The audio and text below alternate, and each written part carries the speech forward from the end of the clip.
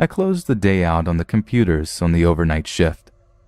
I had just been promoted to a day job and had a week left at the front desk before I was switching to my Monday through Friday gig, and it was just like any other night.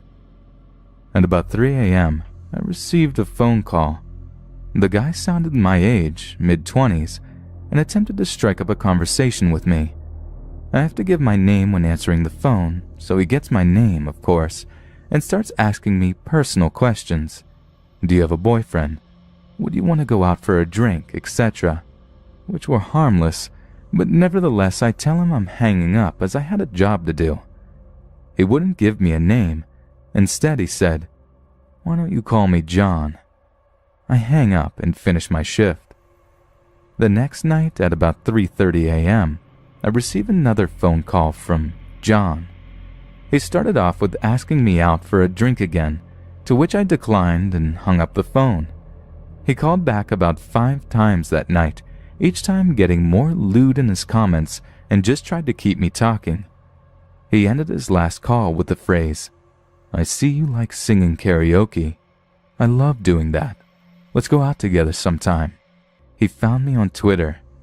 I had just gone out for a few nights prior with my friends and posted about it. I asked him how he got my full name, and he wouldn't tell me. I hung up again, and he was done for that night. I deleted my Twitter and Foursquare pages, and when my boss came in at 7 a.m., I told him what had been going on. We told my GM, and my security guard put it into his record. I only worked 2 overnights a week, luckily, but when I came back the next week, so did he. The phone calls started at around 3 a.m. and lasted for an hour or so, but this time was a little different. John was angry that I had deleted my accounts so he couldn't keep an eye on me and make sure I wasn't cheating on him. I told him that I'm not answering the phone anymore. My security guard will be taking all of my calls going forward. The phone was quiet for about 10 seconds, and then he screamed, "You're going to be with me whether or not you like it. I'm coming for you," and hung up the phone. I, of course, called the police. Luckily, I had my security guard there, so I wasn't completely alone. But it must have been a slow night because it took the cops mere minutes to get there. I called my night shift supervisor, who left at 11 p.m., and he managed to calm me down. One cop was nice enough to stay until my shift was done. And with that, I told my boss that even though I had a week left of overnights, I couldn't and wouldn't do it. Thankfully, they understood, and I moved to daytime hours, as well as sent an email out to everyone telling them that anyone who called for me was sent directly to the GM. I worked at a gas station for a brief period of time almost 5 years ago. During that time, I worked overnight shifts. The city that the gas station was in, I would describe as pretty quiet and small. In the overnight hours, there would never be much business. I would be the only one working for most of my shift, and I'm kind of surprised that we were even open all night at all. The gas station was along a road not too far off the highway, so it would get some traffic. There weren't really any other businesses close by though.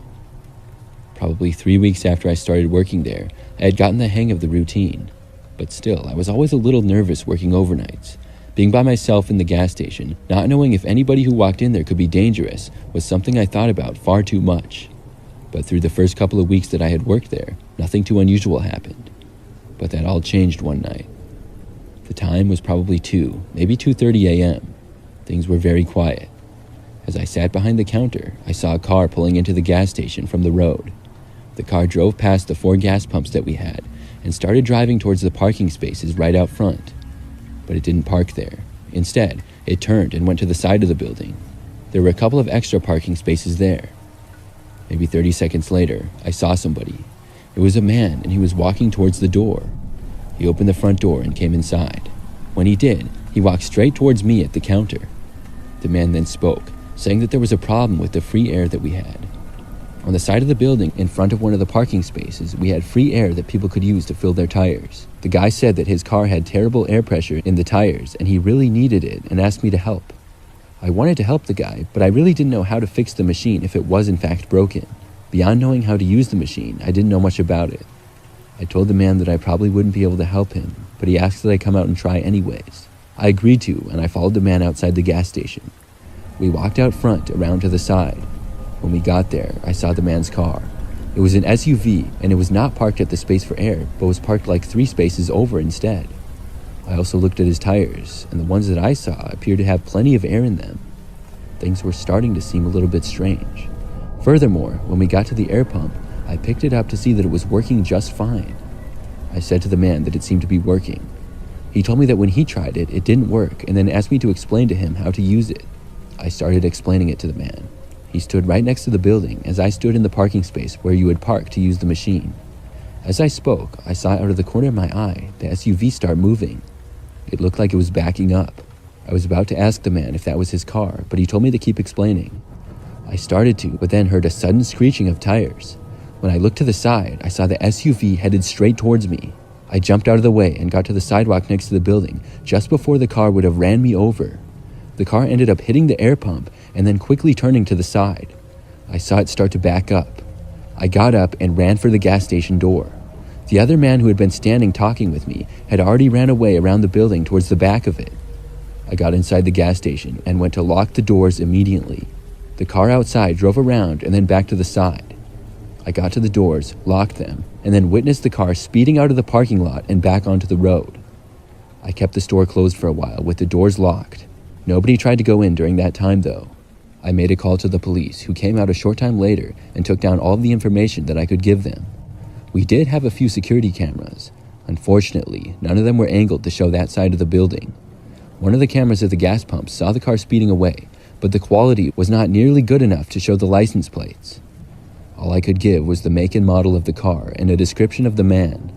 In the end, that was enough to make me quit that job. I gave my 2 weeks notice the next day and got another job after that. Working overnights at a gas station wasn't for me, and I have a lot of respect for the people that do it. I'm not sure why those guys tried to run me over either. I could have been seriously injured that night.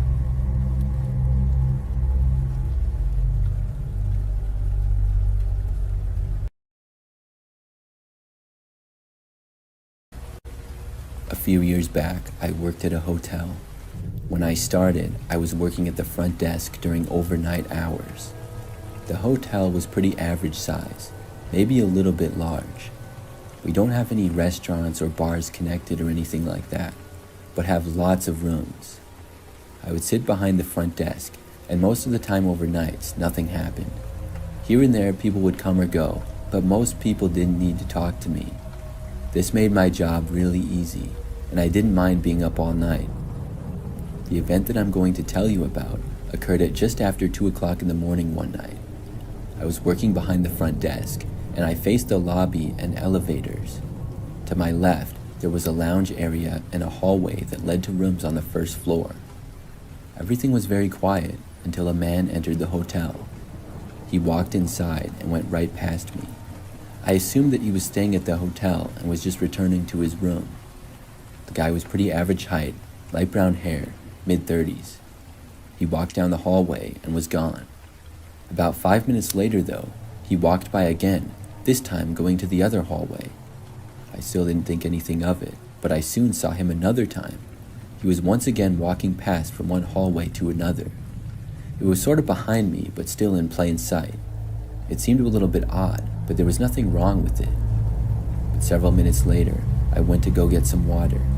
There was a dispenser in the lounge, and you had to walk past the hallway to get there. As I was passing by, I noticed somebody in the hallway a ways down. I looked and noticed that it was the same guy. He was standing outside of a door, and it appeared as though he couldn't get inside, but was trying to. I thought maybe he was locked out of his room, or possibly he was trying to get into somebody else's. I started to walk over to him and was going to ask him if he needed help with something. When I got a few steps closer to him, he stopped and looked at me. Before I could say anything, the guy turned and then walked away in the other direction. Then he disappeared around a corner. It was really suspicious. I started to figure that the guy probably didn't even have a room here. I went back to my front desk and decided to look at the security monitors. We had cameras in every single hallway. Unfortunately, the video quality was honestly quite bad. Many details were hard to make out. I looked around until I spotted the guy on one of the cameras. He walked past it down a hallway. Then he went to a door and appeared to try to open it. It looked like possibly he was knocking on the door then or something. He was standing at it for a while. Then he paced around a little before returning to the door. This was too suspicious, and I decided to go ask him what was going on. I got up and walked over to where the guy was. The hallways could get a little bit complicated on the first floor. The second and third floor was very simple, but the first floor had more hallways. I walked to the one that the man was at. When I reached the beginning of the hallway, I saw him. He was a ways down, probably almost 100 feet.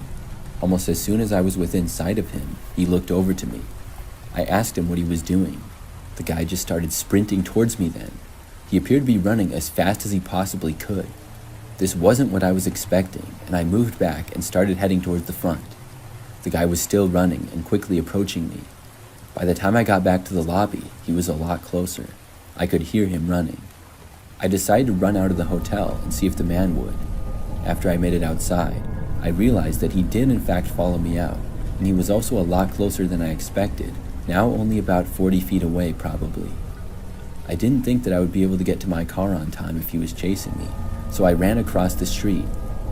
Across the street and a little ways down was a 24-hour gas station, so I ran all the way there, and when I got there, I went inside. The guy hadn't crossed the street and stayed in the hotel parking lot.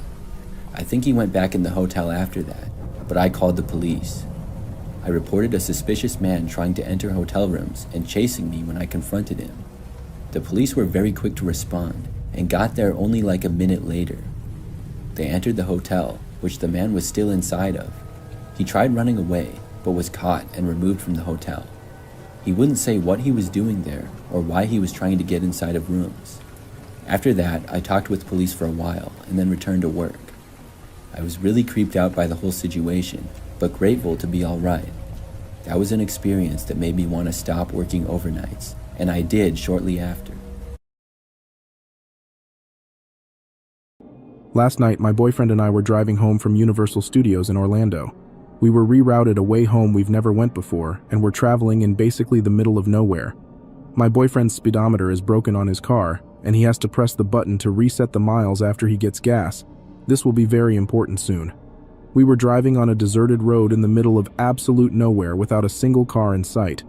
My boyfriend realized we hit the 130-mile mark on his odometer. We needed gas, but there was literally not one gas station in sight. I put search gas stations nearby, and we found one. It turned out to be closed. In a hurry, we found another gas station 5 minutes up the road. This is where the story gets weird. My boyfriend thought he closed his gas cap, and we're once again driving along this deserted road. We heard a loud bang, and he realized he forgot to put the gas cap back on, so we're driving around this dark road looking for the gas cap. He finally pulls over and realizes somehow the gas cap is still attached to the car. We get back on track to the other gas station. Out of nowhere, I had a horrible thought about something going wrong at that gas station. I pushed it aside because I knew we needed gas, and AAA is not an option where we were at the moment. We get to this gas station and the lights are kind of on. This road literally leads to a dead end with a gas station on it. The only way to leave this area was to turn left or go straight out of the gas station. My boyfriend got out of the car to see if we could get gas, and the feeling intensified. I have literally never felt like that in my life. My stomach dropped into my butt. I have been in very disturbing situations, such as almost being kidnapped twice, being followed home, watching someone be taken away in a body bag after being hit by a car, and even a paranormal situation. But I have never felt like this before. I saw a white car pulling up to the road to make a left. Keep in mind, there is literally no one on this road. He pulls up and notices my boyfriend and backs up with his windows down. I found this very strange because my boyfriend has a very nice sports car, and my mind immediately went into panic mode. I started screaming his name, and the man realized that someone else was in the car, turned left and sped off. Sadly, I didn't get his license plate because of how dark it was. This situation frightened me more than you can even imagine. It may not seem too scary, but it was easily one of the most terrifying things to watch, because I didn't know if I was going to witness my boyfriend being robbed at gunpoint or something like that. The feeling and thought I had just 10 minutes earlier is what also made the situation even worse. We found a gas station with actual human life around, and we made it home safe and sound. Once I got home, my dad told me that the road we were driving on was famous for the many bodies being found on it. I hope no one ever gets put into this situation.